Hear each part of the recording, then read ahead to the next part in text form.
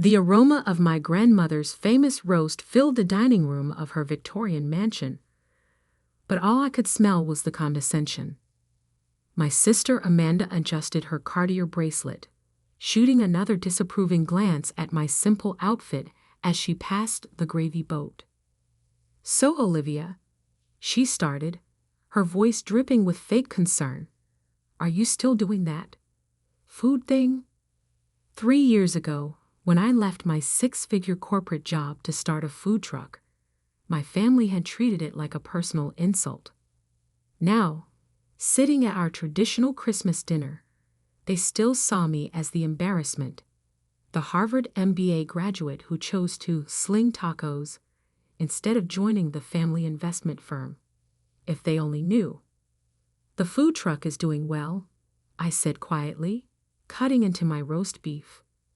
The sterling silver knife had been passed down 4 generations, just like the expectations I'd chosen to ignore. "Well?" Uncle Philip scoffed from the head of the table. "How well can a street vendor do?" "Really, Olivia, your father would be mortified."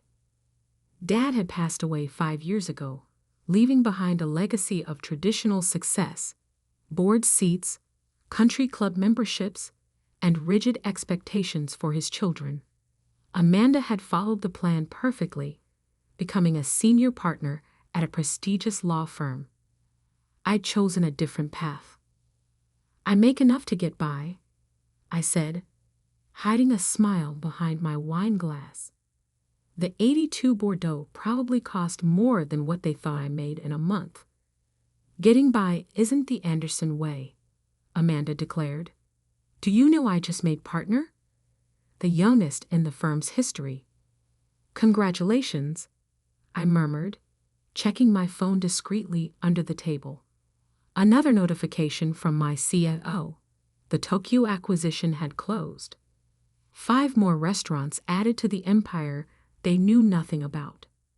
"You could still come work for me," Uncle Philip offered, not for the first time.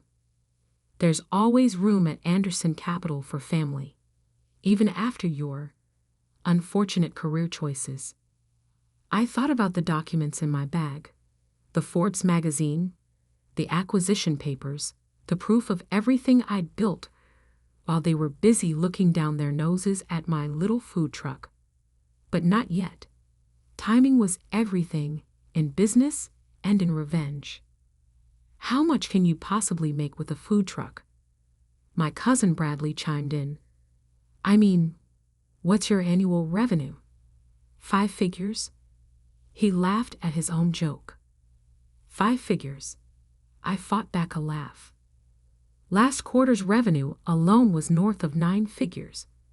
But they didn't need to know that. Not until the perfect moment. Speaking of figures, Amanda set down her fork with precise movements. "We should discuss the family trust. Now that I'm partner, I think it's time to reassess the distribution." And there it was. The real reason for the increased disdain this year. Grandma's eyebrows rose slightly. She might be approaching 90, but she missed nothing. "The trust is set up fairly," Grandma said firmly. "Equal shares for all grandchildren. But some of us are clearly doing more with the opportunity," Amanda pressed. "Some of us are upholding the family name, while others—" She glanced pointedly at me and my off-the-rack dress. I thought about my latest acquisition, a chain of high-end restaurants across 3 continents. The paperwork had closed this morning, adding another billion to the empire I'd built from a single food truck with a unique fusion menu and a dream. "Amanda," Grandma warned, but my sister was on a roll. "No, this needs to be said. Dad left us a legacy. And what did you do with your portion of the initial inheritance, Olivia? Bought a truck and some cooking equipment? It's embarrassing." That initial inheritance, $250,000 each, had been the catalyst. Amanda had bought a luxury condo. I had invested in my first food truck. East meets West eats, with a menu that combined Asian street food with American classics. The lines had started forming by the second week. "You're right," I said softly. "I did buy a truck." Finally, she admits it. Amanda threw up her hands. A Harvard MBA, serving street food. Do you know what people say? How it reflects on us? I thought about the write-up in last month's Wall Street Journal, carefully hidden from my family. The stealth restaurant queen. They'd called me, detailing how I'd quietly built one of the fastest-growing hospitality groups in the world. And that ridiculous name, Bradley added. East meets West eats. Sounds like a cheap takeout joint. The name that was now trademarked in 47 countries. The brand that had grown from one truck to 300 restaurants. The empire that none of them had noticed building because they were too busy judging its humble beginnings.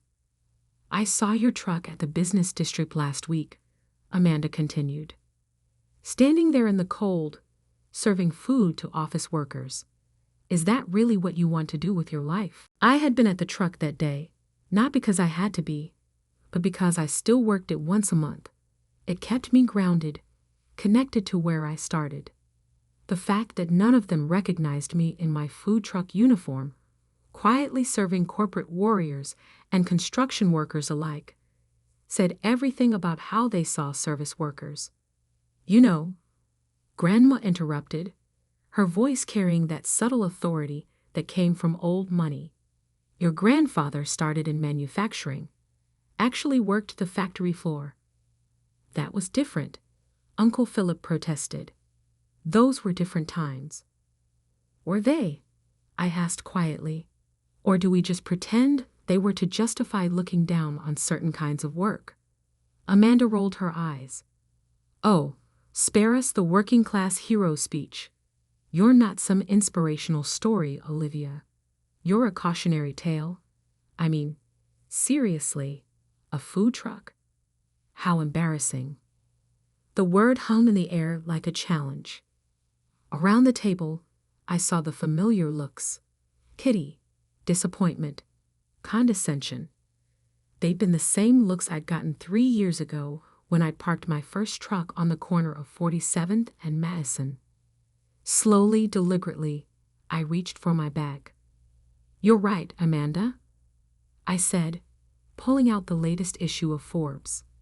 "It is pretty embarrassing." Finally, she sees reason. Amanda sat back, triumphant. "Yeah," I continued, sliding the magazine onto the table. "Being called the fastest-growing restaurant chain in North America is pretty embarrassing. Almost as embarrassing as this cover photo." The silence that fell over the table was absolute. On the magazine cover, I stood in my chef's whites, arms crossed, with the headline, "The Food Truck Revolution. How Olivia Anderson Built a Billion-Dollar Empire One Meal at a Time." Grandma's fork clattered to her plate. The silence at my grandmother's antique dining table stretched like pulled caramel, sweet, tense, and ready to snap. Amanda's face had gone through several shades of red before settling on a sickly pale. Uncle Philip's hands trembled as he reached for the magazine. This is impossible," he stammered, flipping pages frantically. "Billion-dollar empire?" 3 billion, actually," I corrected gently. "The magazine went to print before the Tokyo acquisition closed this morning." Bradley choked on his wine. "Tokyo." "Mum." I took another bite of roast beef.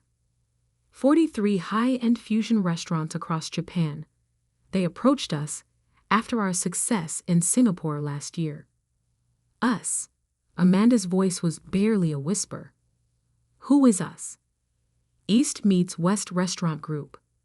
Though we maintain different brand names for different market segments. The food trucks, there are 50 of them now across major cities, still carry the original branding. The fine dining establishments use more elevated names. Love fusion, Grandma said suddenly.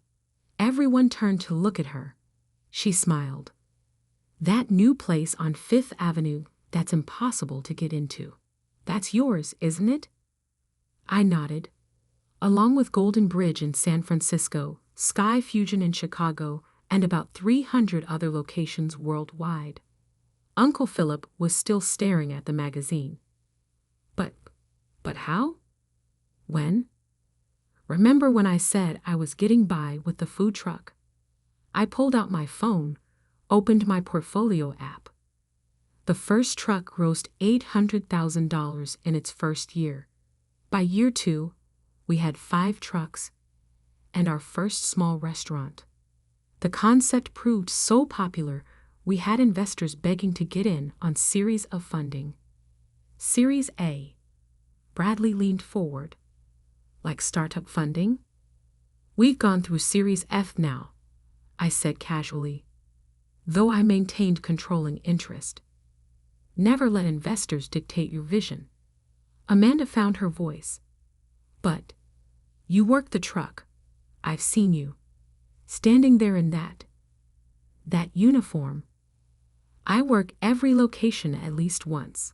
It's company policy. Everyone from the CEO down has to regularly experience the front lines.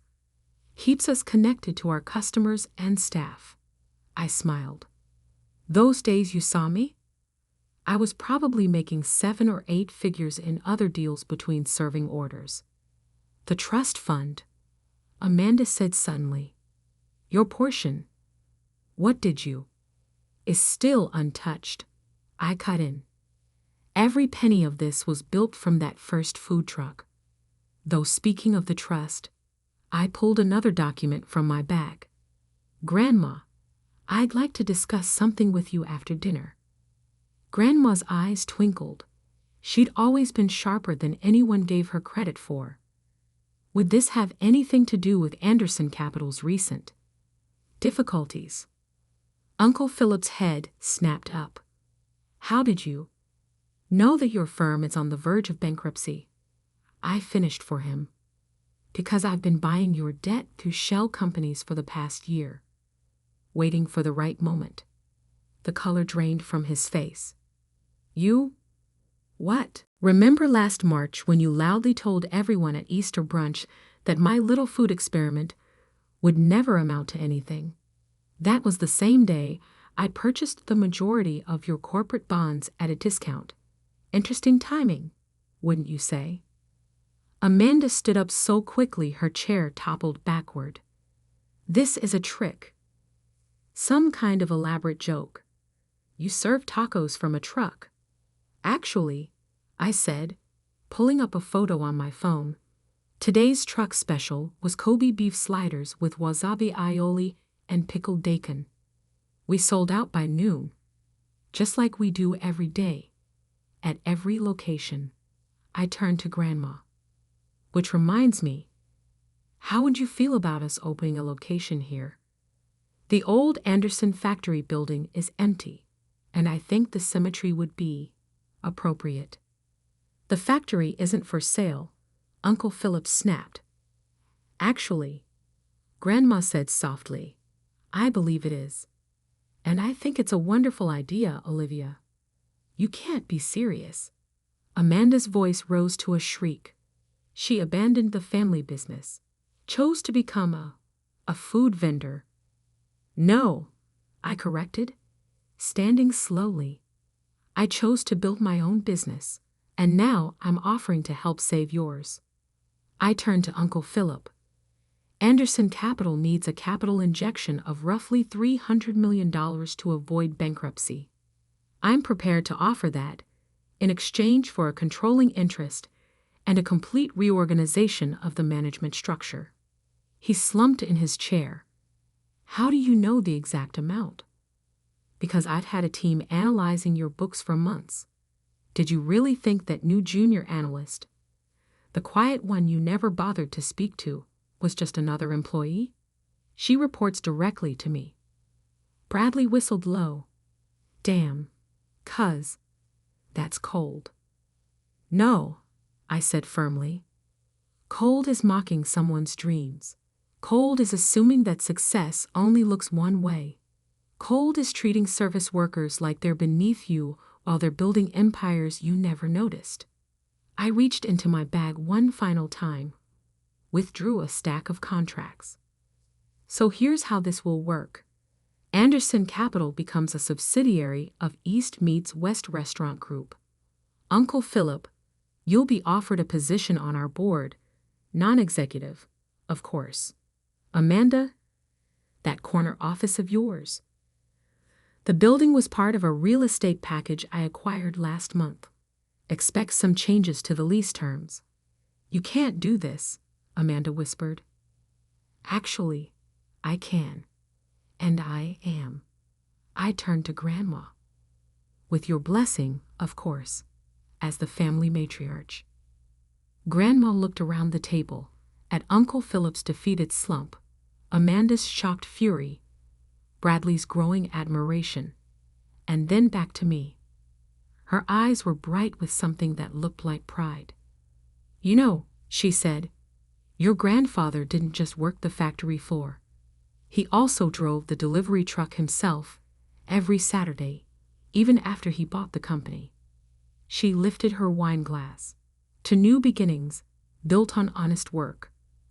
I raised my glass in return, but Amanda wasn't finished. This isn't over, she hissed. You might have your fancy restaurants and your corporate takeovers, but you're still the girl who built $1 billion empire while you were busy looking down your nose at a food truck. I suggested. Who now owns the building where you work, the loans your firm took out, and the future of the family business? I smiled. You're right. It's not over. In fact, it's just beginning. I checked my phone one last time. Now, if you'll excuse me, I need to take this call. The London expansion won't negotiate itself. I stood straightening my simple dress. Oh, and Amanda? That food truck you saw me working last week? We made $3,000 in 2 hours. Pretty embarrassing, right? 1 month after the Christmas dinner revelation, I sat in what used to be Uncle Philip's office on the top floor of Anderson Capital. The mahogany desk remained, but the wall of vintage photos showing 3 generations of Anderson men had been replaced with a single image. My first food truck, parked on a busy street corner, with a line of customers stretching around the block. A knock at the door interrupted my thoughts. Come in. Amanda entered, looking uncomfortable in business casual rather than her usual designer suits. The new dress code had been just one of many changes. The quarterly reports you asked for, she said stiffly, placing a folder on my desk, and the staff feedback surveys about the new corporate lunch program. Ah, yes, my favorite innovation. Every Anderson Capital employee now got free lunch from one of our food trucks, which rotated through the corporate plaza daily. It was good for morale and even better for reminding certain executives where real success could start. Thank you, I said, opening the folder. How are you adjusting to the new position? Her jaw tightened. As part of the reorganization, I'd moved her from senior partner to head of community outreach, a role that required her to actually interact with the people she'd spent years looking down on. It's educational, she managed. Good, because I need you to handle something special. I pulled up a calendar on my tablet. Next week is the grand opening of our new flagship location. The factory conversion? She frowned. I thought that was months away. I smiled. When you have 300 restaurants worldwide, you learn how to move quickly. The old Anderson factory will reopen next Thursday as Heritage Hall, a combination high-end restaurant, culinary school, and community space. And what do you need from me? You'll be managing our scholarship program, full-ride culinary training for promising students from underprivileged backgrounds. The same people you used to walk past without seeing when they were working in food service. Her face flushed. Is this punishment? For how we treated you? No, Amanda. It's opportunity. The same kind I had. The chance to build something meaningful, regardless of where you start. I stood, walking to the window. Did you know that 70% of our restaurant managers started as line cooks or servers? That our Tokyo expansion is being led by a woman who began as a dishwasher? I didn't know that. Of course not. Because you, like most people born to privilege, never looked past the surface. Never saw the potential in a food truck, or a service worker, or any success that didn't match your predetermined vision. Bradley's voice came from the doorway. But you saw it all along, didn't you? I turned to find my cousin leaning against the frame, looking surprisingly comfortable in the chef's whites he now wore as part of our management training program. Someone had to, I said. After the Christmas revelation, Bradley had been the first to approach me about learning the business from the ground up. He'd spent the past month working in our kitchens, learning every aspect of operations. The calluses on his hands had replaced his Rolex as his new badge of honor. The first truck arrives in 10 minutes, he said. Ready for the lunch rush? Amanda looked confused. You're not actually going to work the truck? Of course I am. I removed my blazer, revealing the familiar East meets West uniform underneath. Every executive works a shift at least once a week, including you, starting today. Me? Her voice rose an octave. But I'm not. I don't know how to. You'll learn. Bradley grinned. Like I did. Nothing teaches humility like getting slammed during lunch rush. As if on cue, Uncle Philip appeared, already in his uniform.